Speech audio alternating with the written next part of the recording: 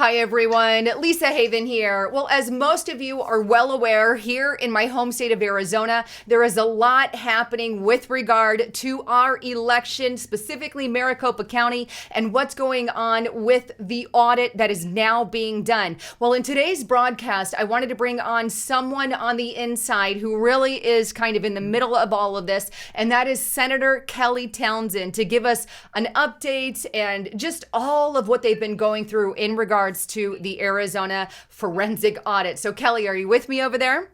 I am, and thank you so much for having me on.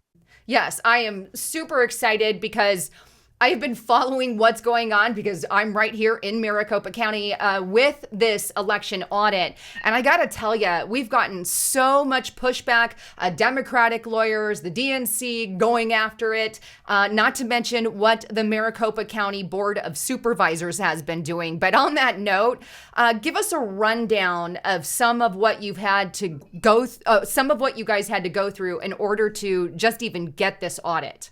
Yeah, Lisa, it's been absolutely amazing to watch the efforts from the Democrat Party and from some in our own party, like the Maricopa County Supervisors, doing everything they possibly can, legally, strategically, to stop this audit. So maybe the audit might have some hiccups here and there that wouldn't otherwise have happened if the audit had been able to happen at the county office where it should have happened. But nevertheless, you see all these things going on, and you have to ask yourself, why are we trying so hard to prevent an open, transparent process to look into what happened in the 2020 elections so that we could restore confidence with our voters, in the election process? Wouldn't we want to do that? There were a lot of questions, a lot of accusations, a lot of claims being made. So open up this so-called most transparent election in history and let us have a look at it and prove to us how great you guys really did run this election. So yeah, it really does raise an eyebrow. Why are you trying so hard to stop the senators from looking at your work? And the more they do this, the more they try to obstruct and to be opaque, that just strengthens our resolve. We want to see this, and we are going to see this, and we are looking at it right now. So I'm really excited for the end of this audit to see what does this produce, and what do we need to fix as senators and representatives in the law to make sure this doesn't happen again. Well, can you tell us some of what Maricopa County Board of Supervisors have done during this audit? I know they were given subpoenas and they didn't follow through with some of those subpoenas, to name a couple of the things that they've done. I think one of the most important things to note is that there on these machines that tabulate the votes are passwords to get into an administrative level for the machines. And we have been asking them, give us the passwords so that we can get a deep dive into the machine to see what algorithms were on the machine. Was this a single vote for every vote was equally weighted? That there wasn't, one of the claims was that, Biden got weighted votes and Trump got, the shaft, he got 0.7. When someone cast a vote, they got 0.7 and Biden got 0.3, and those kinds of accusations. Let's just see that the algorithms were accurate, that there wasn't anything like that. Give us the password, let us have a look. And they won't do that. They won't give us the routers. They're making excuses. Those are very important things that we need to have to prove that there was nothing nefarious happening. So a logical thinking person can say, all right, there's probably no fraud. But let us just look at it since there was an accusation and prove that that accusation was wrong. You say, well, that's a conspiracy theory. Well, one of our senators, Sonny Borelli, would ask, then prove the conspiracy wrong. Let us see it. And they won't do that. They've been going to court. They've been filing injunctions. They've been trying everything they can do to keep us from being able to do this audit. The first step, let us do the audit on the premises. And they won't do that. So it's just been a struggle at every turn. And, and these guys certified the election and they said everything was on the up and up. Everything's perfect. When they sold us these new machines from Dominion, they said the best thing about the machine is that they scan the ballots that got rejected and we re-voted for that voter, what we think that they wanted to vote for. We scanned them, and you'll be able to look at those scans and see for yourself that it was done accurately. So here we are wanting to see for ourselves it was done accurately, and they're saying, no, you can't see that. And that would be a violation of the privacy of the voter. Well, there's nothing on the ballot that shows who the voter was. It's a secret ballot. So there's no way to connect that ballot back to the voter. So that was an excuse. Excuse after excuse after excuse. It was a total bait and switch. This is the best machine ever because you'll be able to go up back and audit and see that it was done correctly. Now that it's time to do that, can't do it. It's a violation of privacy. So what is the truth? Is this the most transparent election of all times?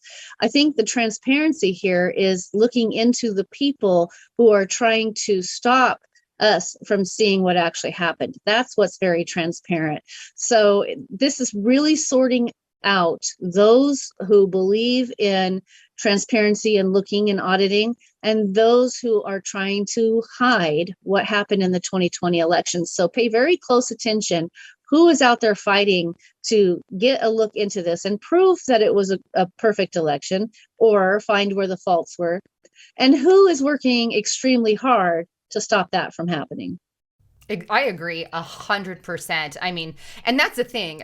We elected you guys for that reason so we can have confidence in our U.S. elections. So we can, without a shadow of a doubt, I guess, know our election is going to go where we cast our ballot. What we cast our ballot for is going to come to fruition. So I commend all of you, and I am so thankful that that is happening here in Maricopa County, and you are a part of that. So thank you so much for doing that. And the other thing is, you're absolutely right. It does, even in our minds, if we are supposed to be allowed to audit an election, then we should be allowed to audit an election and not make some bogus thing, oh, it's about privacy and whatnot, because if that was the case, then we could never, ever, ever, ever do an audit. So that would just be irrelevant, And so the fact of the matter is there is secrecy, and we do need to conduct an audit. And so that's why it does leave a lot of questions. I would say for a lot of people here in Arizona, why are they trying so hard to keep the information from the public? Why are they trying so hard to not allow us this audit? And I think the bottom line is exactly like you said. We need that confidence restored, at least here in Maricopa County. And I'm sure a lot of other people feel the same way, especially in light of everything that happened. With that, what is going on currently? What is some of the current situations happening right now with the audit, and just kind of an update as well? Well, Lisa, I first want to mention that this audit would not have happened without the pressure from the public.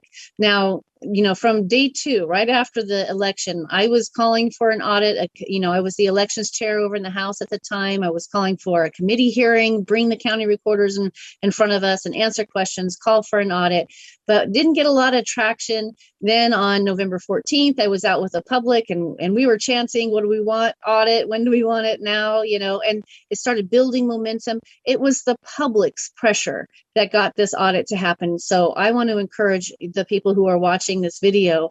You might think I'm just one person, what can I do? But collectively lifting your voices, constantly emailing your representatives and your senators, and really putting that pressure on, it does make a difference, because here we are, so we're through, at least halfway through the audit and moving right along. We should have those results, but it's not the end of our work.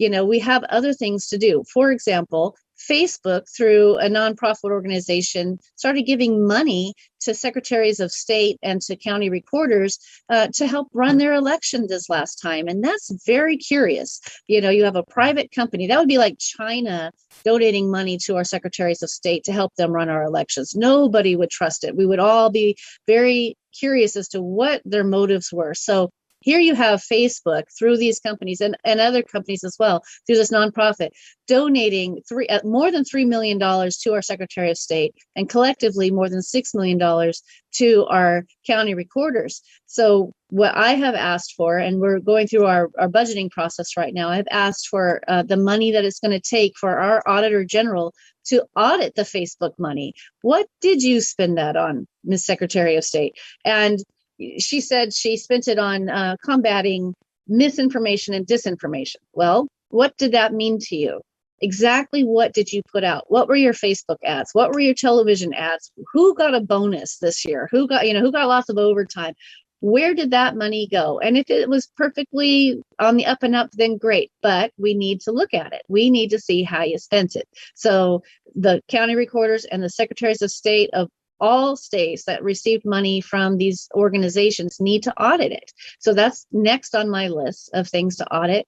And then a third audit that I believe should happen, and those of you who've been watching Lisa for a while may have seen me a couple years ago talking about federal only voters. These are people who don't have a birth certificate. They're not in the MVD system, cannot prove that they're a citizen or that they even exist for that matter, but they sign a registration form and swear under penalty of perjury that they're a citizen. They really are. They just don't have the documents. And now they can vote in our federal elections. And there's really not a lot that we can do from the state level. But these folks are actually voting in our federal elections. And at the time of the 2020 election, we had 36,000 people registered to vote in Arizona who couldn't prove that they existed or that they were a citizen. So that voter roll needs to also be audited so we can go and see, are you truly a citizen? And do we really have a problem with our vital records department that we can't produce the birth certificates or the documentation to show that this person's a citizen? And is a sworn statement enough to hand a ballot to someone? And all they need to get the ballot is like a bank statement that can easily be doctored. I can make a bank statement. I can take my own bank statement, Photoshop the name and the address on there, hand that to the poll worker who's not trained to detect fraud, and I get a ballot to vote for president and Congress and U.S. Senate.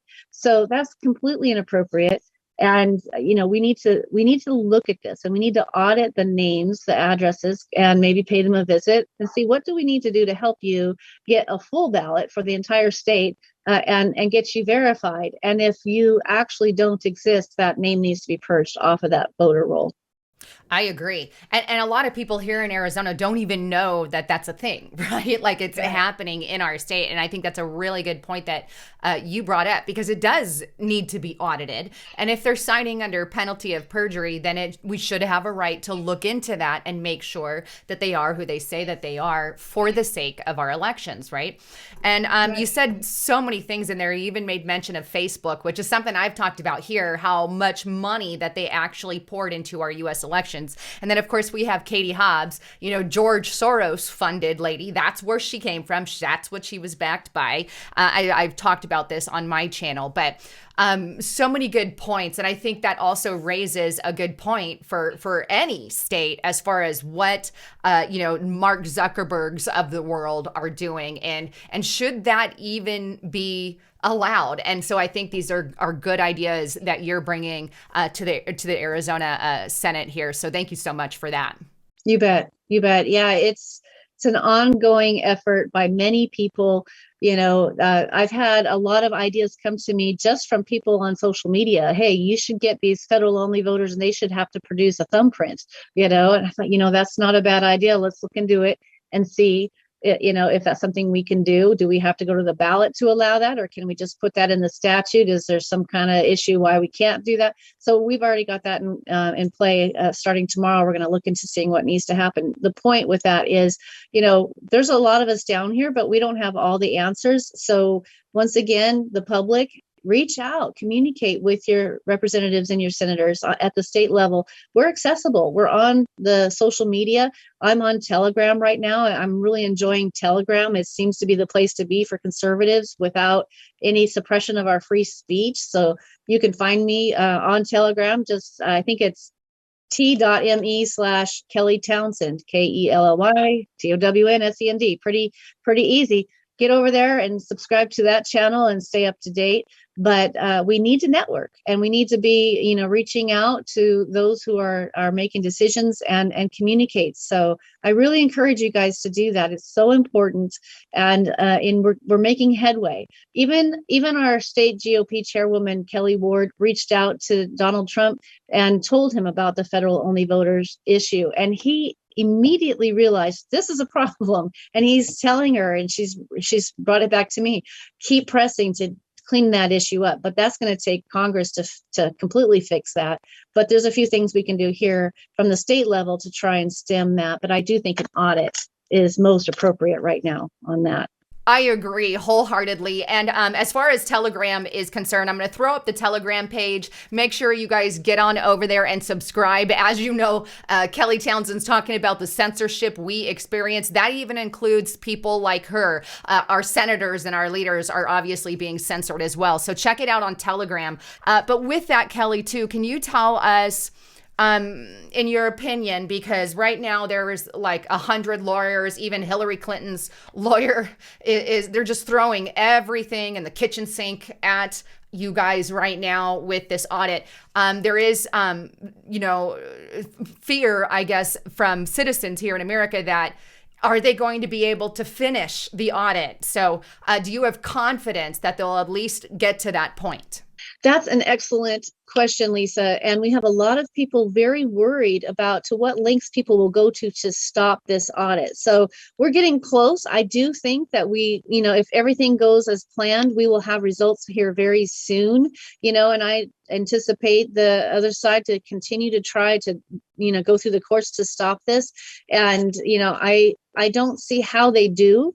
The legislature has plenary authority over elections, meaning we have full power over elections in the Constitution.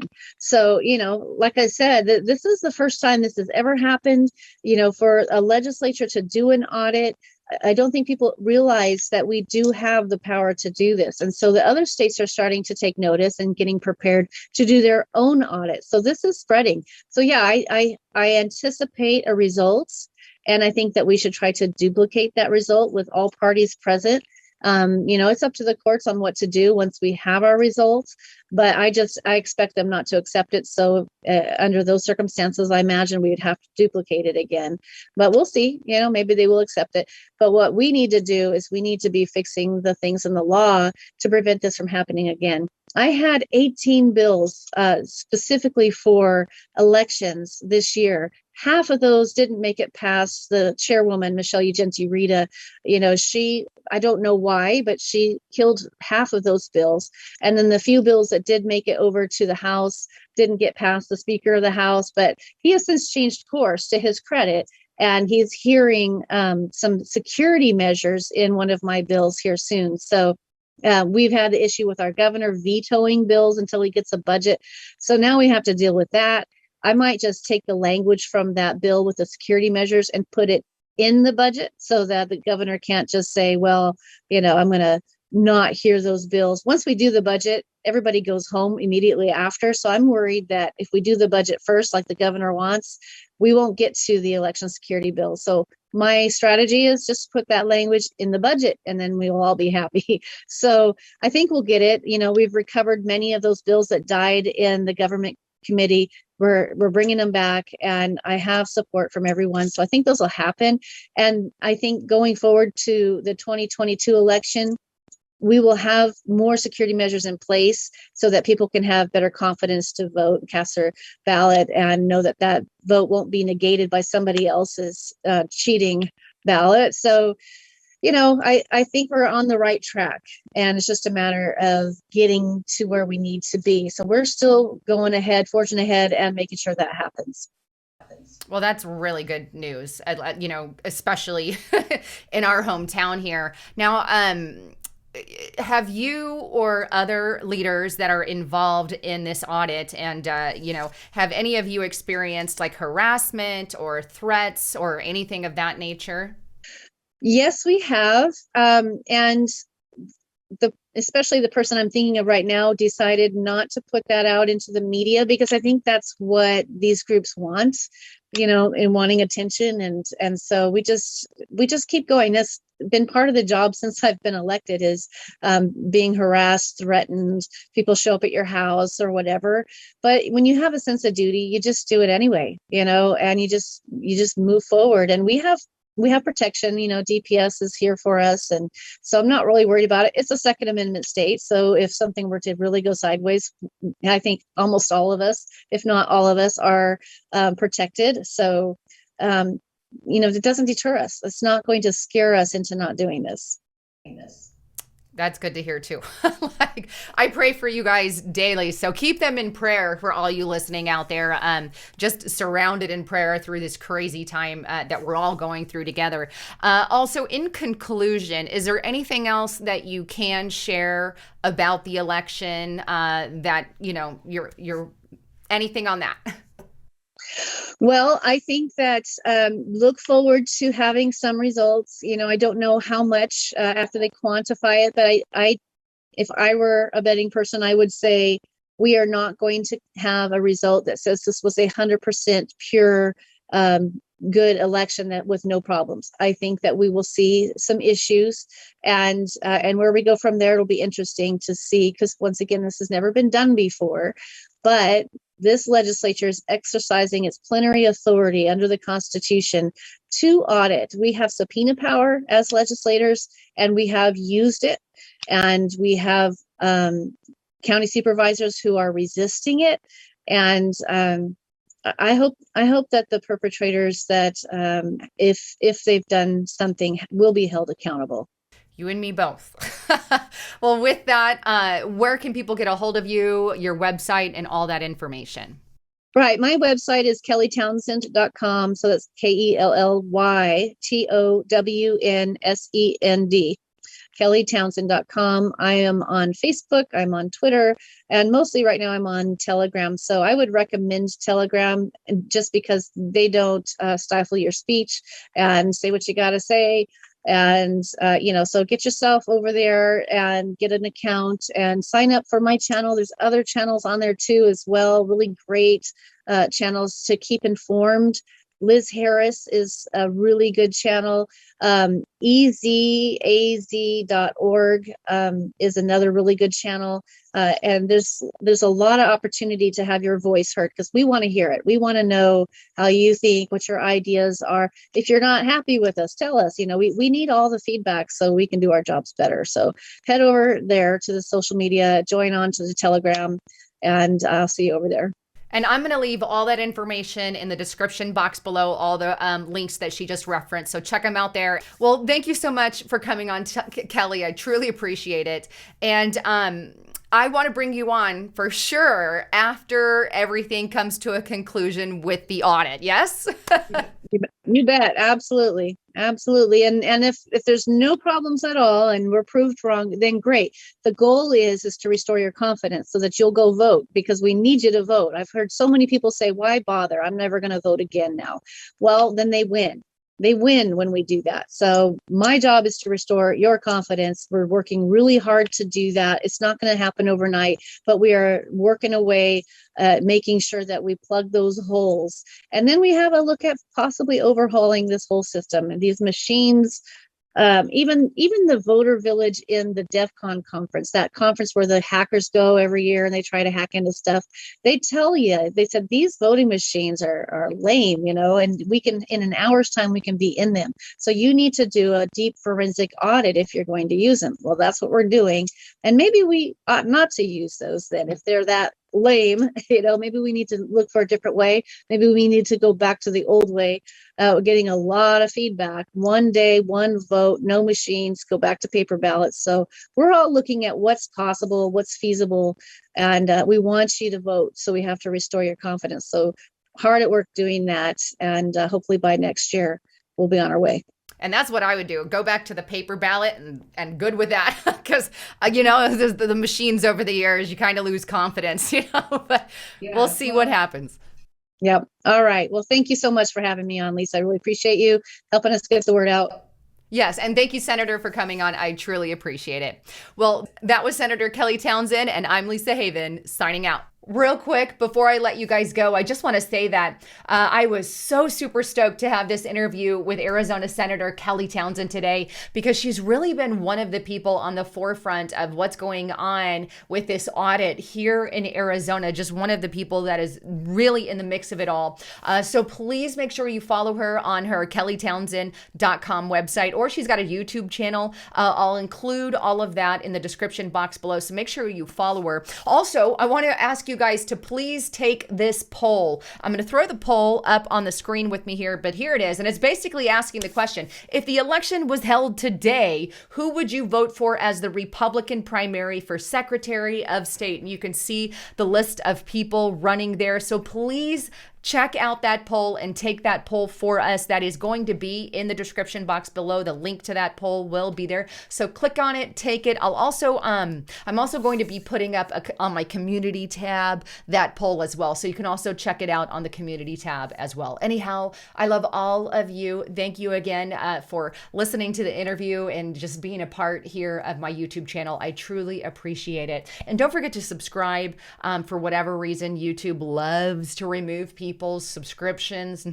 No joke, do it a lot. So please make sure you are still subscribed to the channel as well. I love all of you. Thanks again for tuning in. I'm Lisa Haven, signing out.